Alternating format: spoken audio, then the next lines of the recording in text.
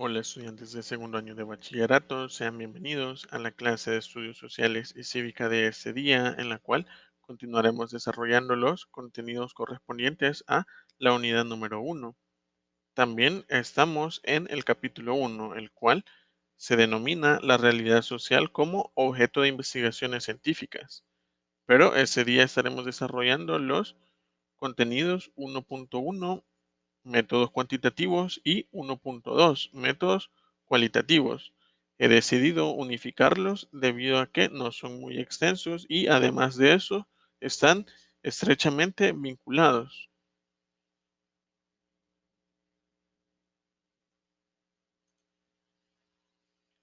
Los métodos cuantitativos en las ciencias sociales se basan en el paradigma cuantitativo. Algunas características que se posee son las siguientes. En primer lugar, el predominio de la medición y el control. En la investigación prevalece la medición de los datos por parte del investigador. Así, por ejemplo, una investigación sobre el problema social de la delincuencia en el país tenderá, bajo este punto de vista, a darle mayor importancia al uso y estudio de las tablas estadísticas que indiquen cuántos jóvenes están en esa condición o sobre cuántos tipos de grupos actúan en el área urbana de San Salvador. Por tanto, se mide, se calcula, se cuantifica, se hacen números de cuántos sujetos se encuentran en aquella condición. Luego tenemos la característica que está orientado a la comprobación de hipótesis. Es decir, el investigador elabora una serie de explicaciones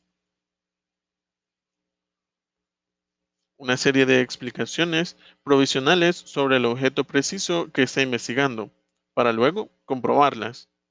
Así, un investigador social que pretende saber la causa que la madre sea el jefe familiar en muchas familias de San Salvador hará una serie de hipótesis como esta. En el área de San Salvador, muchas madres son jefes de familia porque sus esposos se encuentran en el extranjero, trabajando para mantenerlos. El científico social procederá entonces a comprobar si su hipótesis o explicaciones provisionales se apegan o no a la realidad partiendo de los datos que obtenga en su investigación. Luego tenemos la característica de predominio de la deducción sobre la inducción. Es decir, se parte de lo general de explicaciones previas o hipótesis, para luego verificarlas a través de los hechos particulares.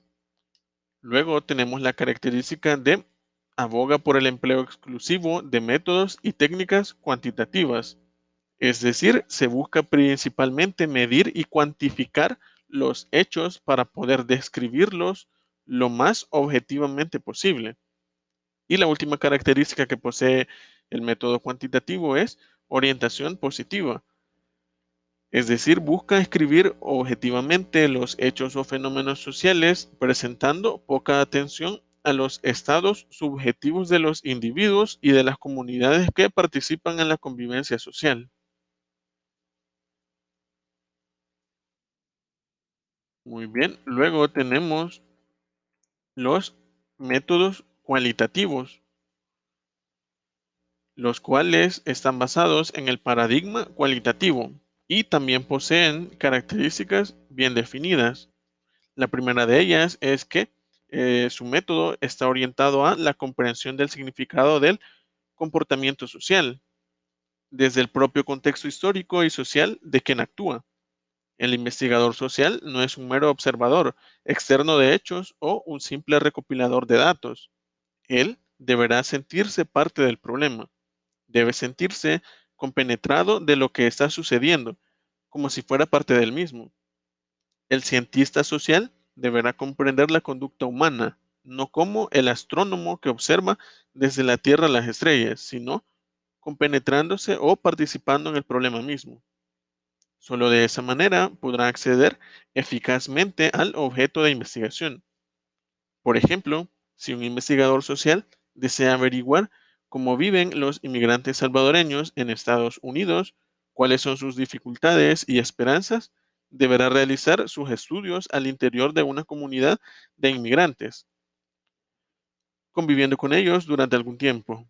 La siguiente característica que presenta es primacía de lo particular sobre lo general. La investigación se orienta a acceder al objeto de estudio a partir de la exploración previa de casos concretos y particulares. Ello llevará al cientista social posteriormente a postular una teoría o interpretación del fenómeno estudiado. Así, por ejemplo, si un investigador de los partidos políticos hondureños desea averiguar el nivel de corrupción en estos, deberá primero realizar sus estudios al interior de cada partido político. Es lo que se llama observación participativa. Luego de haberlo hecho, podrá determinar con mayor o menor precisión una hipótesis sobre ello. La mayoría de los ciudadanos consideran que los partidos políticos hondureños son corruptos, o los partidos políticos hondureños corruptos lo son en la medida que sus dirigentes no rinden cuentas a sus correligionarios. Luego se nos presenta la característica de estar orientado hacia el proceso concreto y al significado que los sujetos le asignan al fenómeno estudiado, es decir, primacía de lo subjetivo. Es decir, analiza primeramente lo particular, los casos singulares con el fin de comprender, no cuantificar ni medir o describir los fenómenos humanos que ocurren en la realidad social. Luego se nos presenta la característica del predominio de la comunicación entre los sujetos. Las técnicas utilizadas dentro de ese paradigma son entrevistas personales, trabajo de campo, trabajo del investigador en las comunidades o lugares a estudiar, dinámica de grupos, observación participativa, entre otras. Y la última característica que presenta el método cualitativo es de orientación histórica. Considera la vida social, la sociedad, como una realidad dinámica y cambiante, producto de la actividad de individuos y grupos humanos concretos. Muy bien, nos quedamos hasta aquí entonces. Nos vemos en la próxima clase. Adiós.